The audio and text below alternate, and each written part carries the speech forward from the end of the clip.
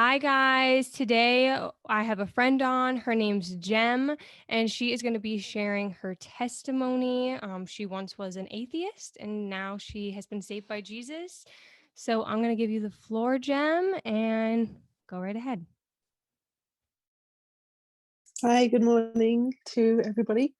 Um, Thank you for your introduction. Yep, my name is Jem, and I'm from the UK. And as you said, I was an atheist well, well up into my 30s. Um, and I think I found God in quite an unusual way in some senses. So I found God in South Africa, and it was whilst we were on a family holiday. My husband's Afrikaans, and we'd gone over for a big family holiday to meet everybody and see everyone and take the children and just have a really great time. Um, and at that point, it wasn't something I really wanted to do. It was a lot of money for us to go, and for lots of other reasons, I was like, oh, um, no, we could be spending that money elsewhere. And it was, the cost was like, we could get a new car, or or a much better car, and all those sort of things. And like I said, at that point I wasn't a Christian either.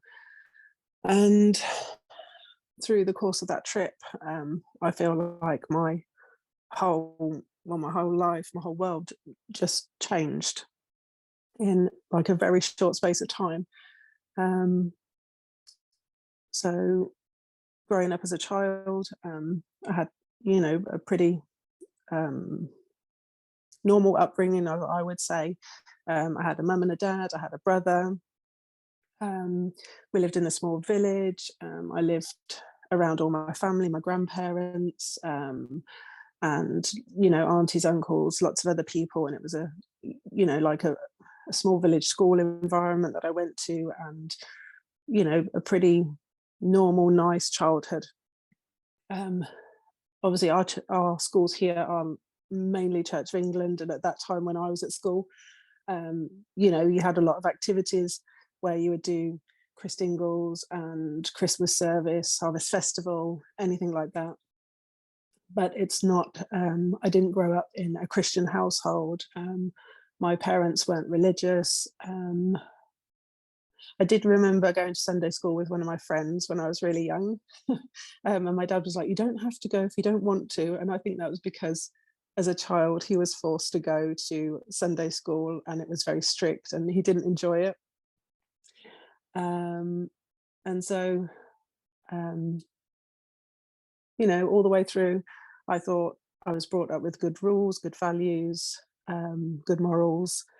Um, I came from a household where you helped your family, you helped your friends, you participated within the community, and did all of that. And life happened. Grew up.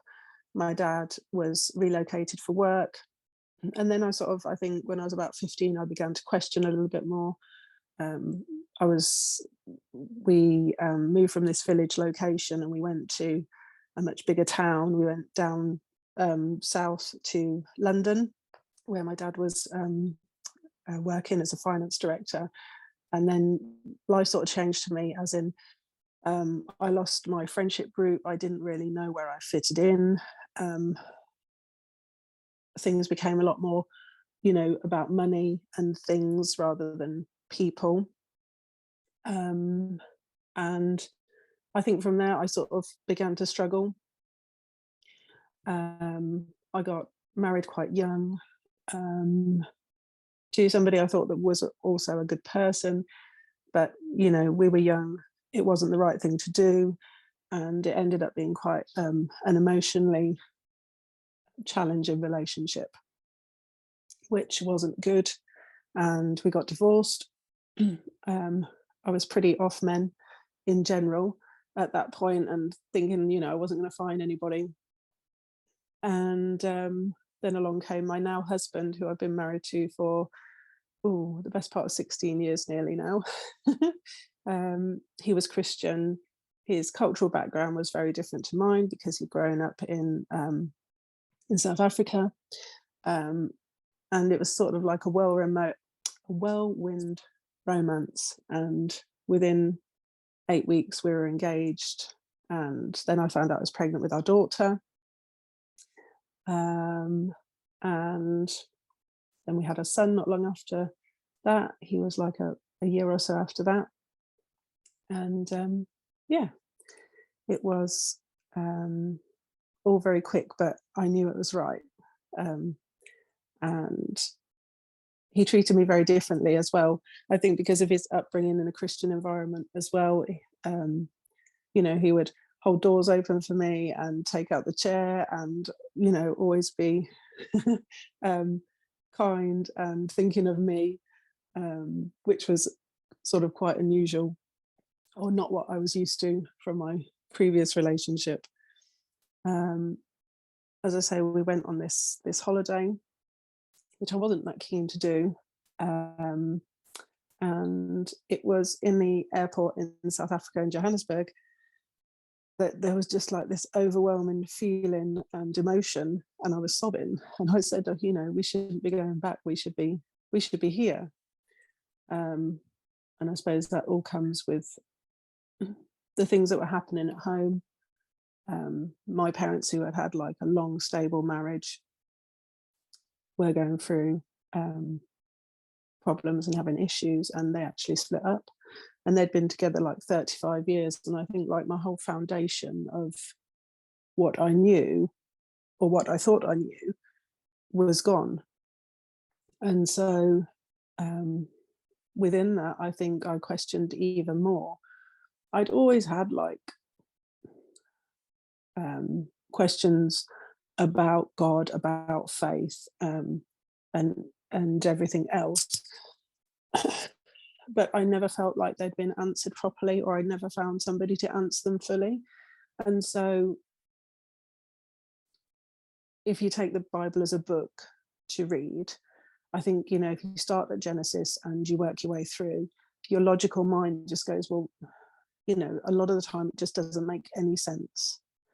And it's only when somebody actually takes you through the book in a different way and shows you, okay, this is Genesis, but then it goes through, and then you can see it here in the New Testament in either Matthew, Mark, Luke, and John, and this is what God was referring to. And you don't take it as an actual history per se of this is what happened. It's like this is a history of God, not a history of the world, as we see the world.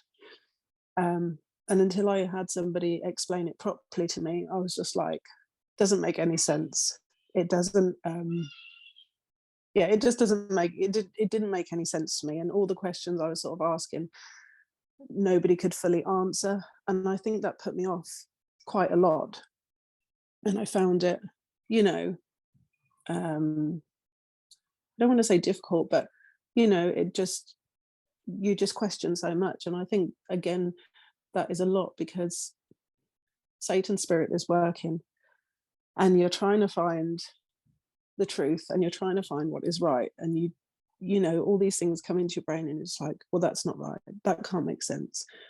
And once it's sort of laid out and you start to see and you can put those pieces of the puzzle together, then you're like, okay, I get it. And then you can relate it to how it can help you as a person, because we're all so different.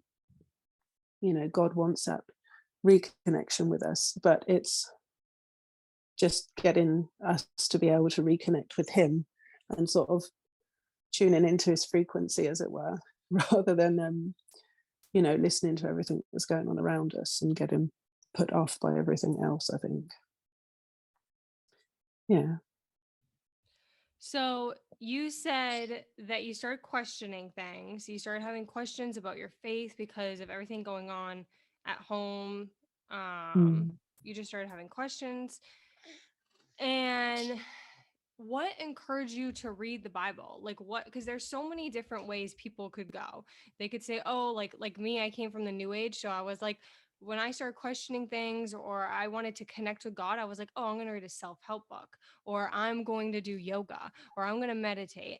And that's how I thought connecting with God was. I didn't know about the Bible, or I had known about the Bible, but like you said, like I would start in Genesis, I'd get a few pages in or a couple chapters in, and then I didn't know what I read. It was very confusing to me. And then I would just be like, this is not useful for me. So Mm. how did you know to go to the Bible? Did someone say, like, hey, you're questioning your faith, like check this book out? Or like what happened? What brought you to Jesus? What brought you to the Bible? Um, I think my husband tried to help me in that sense, but in another way, he could only do so much, and he tried to explain things, but again, um, he was trying his best. The main thing was, I found this really great church that our family was going to in South Africa, and we said, okay, well, he wanted to go to church, and I was like, okay, that's fine, I'll come with you. And like at this time, I was still sort of like, I knew there was obviously something, and I knew that I was trying to find God, but I tried different churches, and we there you get something called like an Enkia church, and it's like very strict, and it's mainly like the teachings is mainly about the New Testament. And bearing in mind as well, I was like translating from English to Afrikaans, which didn't really help either. But they would talk a lot about Armageddon and the end of days, like the end of time. And when I used to come out of there, I was thinking, if you obviously believe in something and you believe in God and that, whilst you have to have like fear of the Lord, I think it also has to be like, there has to be more joy than fear in that sense. Um, and we would come out of, those sort of services, and I'd be like, oh my goodness, this is like, it felt so bad. Like you were ready for the end of days. That's how it felt, because there was like nothing to look forward to.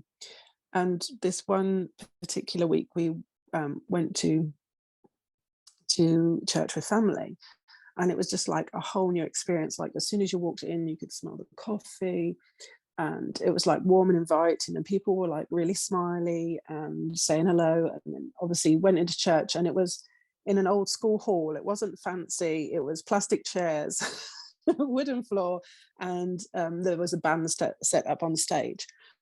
But it was quite modern, and the music was like really modern, the band was really good, and so that sort of set the atmosphere. And then the teaching was really good, and they went between English and Afrikaans, so it helped a bit more.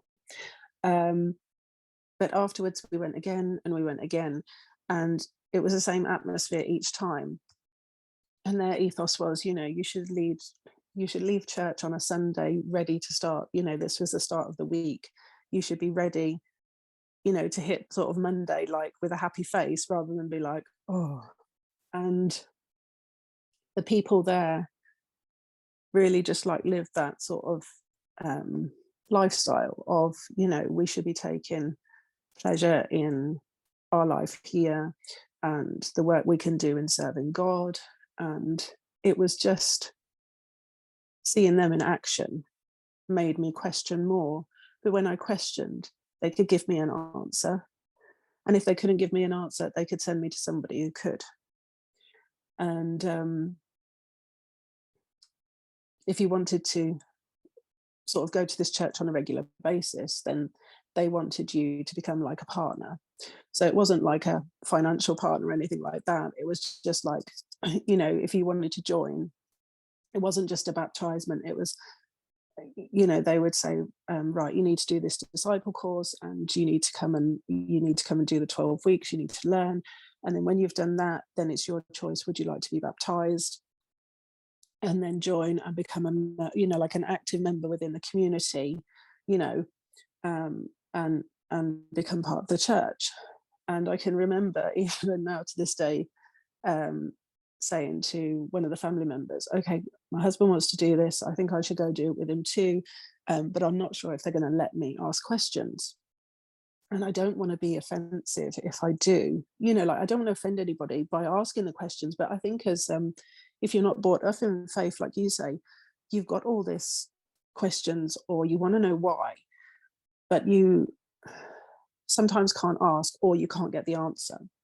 And at the end of the service, I found the pastor, and I sort of strode up to him and said, um, well, basically, would you be okay? Could I come and take the discipleship? But I just want to know.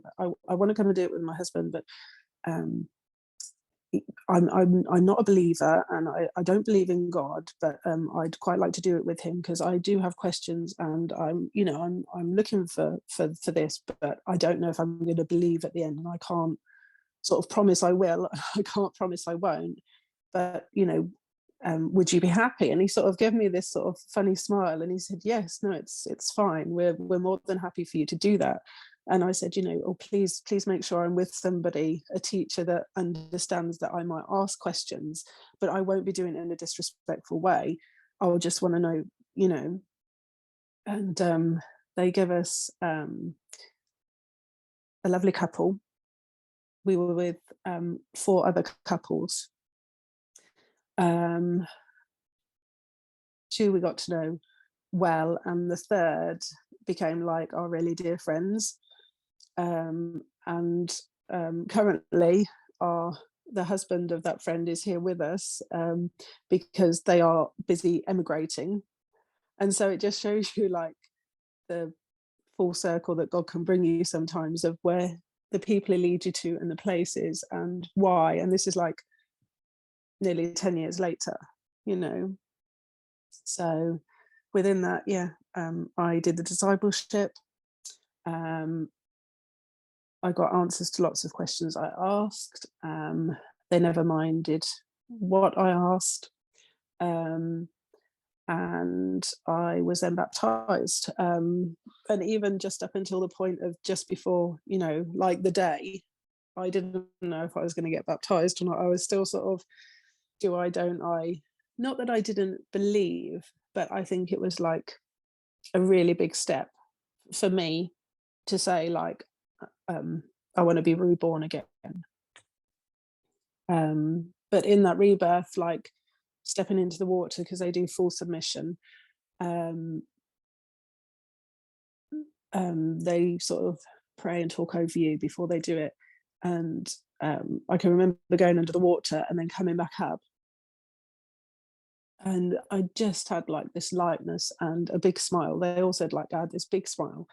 And I can remember them talking after, and I can't remember what they said because it just like felt like, I don't know, a bit floaty and a bit like peaceful. So yeah. Yeah, baptism is like one of the things that helps break the chains, break the bondages we have. Like Jesus uses that as one way to break us from the things that we are connected to and struggling with, the things that are heavy on us. It's so nice to hear that you said you felt light after. It's amazing. And one thing for me with baptism, I like waited because I was like, oh, I'm not perfect enough, or I don't like know enough for me to get baptized. And then finally I did it. And for anyone listening, it is not about if you're perfect enough or Mm-mm. if you believe enough or anything like that. Like that is part of the process. That is part of salvation, is getting baptized. Like John the Baptist in the Bible tells people, repent and get baptized, repent and get baptized. It is very important, and it is very relieving. It's like, it's just a way that Jesus relieves you of your struggles and says, I'm going to Mm. be here and I'm going to help you through it. So it's so nice to hear that you felt light after. And another thing that I wanted to mention was how amazing God is. It's so interesting that you met your husband. He was a Christian and he shared this stuff with you, and you guys got married really quickly and had children really quickly. It's similar to my husband and I's situation. So I got saved, and then a week later I met him, and right before I got saved, I was in the same spot of like, I did not believe in love. Like I was like, the only love there is between a parent and a child, and I did not believe in any other love. And my heart was just, I was numb. I was numb to love. I was Mm. done with it. I wanted nothing to do with it. Yeah. I didn't care about being single. And then Jesus saved me. And a week later, I was like, I'm gonna go on a dating site, and my friend thought I was crazy because I was pregnant with twins for I was a surrogate, and I met my husband a week later, and then him and I, like, he wasn't a he had accepted Christ, but he wasn't like an active Christian, like he wasn't like reading the Bible, or like he had his own kind of thing going on, but he, and then I was just, in love with Jesus, and I was just sharing it with him. So it was like we grew together. So it's just Mm, amazing how hearing your story and thinking about my story and seeing how God is just so amazing. Like he is so loving and so caring, and he uses love to help others grow in faith. So I think that's just amazing. And yeah, I wanted to ask you, so what are you doing now? You went from atheist, not believing, and then you got your questions answered, you started believing. What are you doing now? How is life now after with Jesus? well, after Jesus, as I said, life in South Africa wasn't sort of all roses, and it was lovely. I love it. I'd go back in a heartbeat. Um, Money prevailing and all the other things. Um, but I got pregnant with twins, twin mama too. And this was like, yeah, so we got our daughter and our son, and it was literally, my son was 10. I'd signed up to do like, it's like a Christian week for children that the church puts on, and it's like 250 kids, and we were meant to have like this sort of learning day before, it started the week after. And I said, my husband was like, you're not well at the minute, because I don't really eat red meat. And he was like, what do you want to eat? And I was like, I love some steak. And he was like, there's got to be something wrong with you. And I was like, no, fine. And I did a test, and it was really early on, like really, really early on. And it pinged straight away. And we went to the doctor. I think I was only 6 weeks, and it was sort of like the day before. And I just remember looking up and seeing two bubbles on the screen, and I was like, oh my goodness. I swore at the doctor. I was in hysterics. I was laughing. I was crying. I cried first and just looked at him, and he was laughing. He said, I told you there was something wrong with you. And from that point on, I was trying to find out about twin pregnancy, because I felt really good, and everything I was reading said I should feel quite, tired and not good, and really sick. You should be really sick. And I was like, I'm not experiencing any of this. I was like glowing. I was eating red meat and drinking cow's milk like no tomorrow, and I was just glowing. And everything I was reading, and I was like, there's nothing that tells women like the nice side of this experience. And I really wanted to blog, but money just did not prevail to do that. And I was working full time. I had a really good job. I was working remotely and everything else. So that was great. But after having the twins, they went through ICU for a week because they had pneumonia, and we were on our own, and that was really scary, because my husband's job had changed slightly, so we were further away from family. All of those things happened, and whilst we were living in South Africa, because of what had happened with my mum and my dad, we didn't really have any communication. Like, our relationship had broken down completely, and it was actually the girls that made me like reach out and say, you've got 2 more grandchildren, and that started the communication up there. And in the end, because of a lot of different things, we decided we'd come back to the UK. I didn't want to come, but like, God sort of pushed us. When he wants you to move, he will push you to move, whether you want him to or not, and you sort of have to go with it. And coming back to the UK sort of meant starting again, but at the same time, it gave me the opportunity to start a blog, which is what I wanted to do. At the time, I'd got a job and I was working as well, but I have started blogging, not on twins, but I've started blogging about faith, about finding faith, like as a woman, as a Christian woman. And I think not coming from that environment of growing up with Christian faith, I think there is a lot of information out there, and it can be sort of difficult to ask questions or to find out certain things, or to have that person to say, well, why is this or why is that, and not feel like there's a stigma attached in asking because you don't know or because you don't understand. And I think sometimes I certainly sort of felt put off sometimes asking certain people because because I suppose I thought, not that I should know it, but perhaps that it should come easy. And I think with faith, it doesn't come easy. I think it's a constant learning. It's a constant, like it says, you sort of need to get into the word each day to be refreshed and take it like as something new, because that's what it is. I think there's so many things that can knock us in the world, whether it's things we see on the news that happens, or just like, for me in daily life, when I didn't have faith and my mother and father's relationship broke down, and that's what I was used to. And I sort of questioned my whole childhood, my whole, being, as it were. I didn't have that rock of faith to stand on. I was alone. I was broken. I was a mess. I was a complete mess. I know I'd gone through it myself, but going through it and seeing it happen to your parents is something completely different, when you think, they're so solid that nothing should happen or could happen, but it actually does. So I think, being able, I was lucky that I had these amazing women that are still my friends now, that I still talk to and love dearly, that I could ask them questions, that they would pray with me, that they would teach me, and nothing was ever too much trouble, and no question was too big or too small.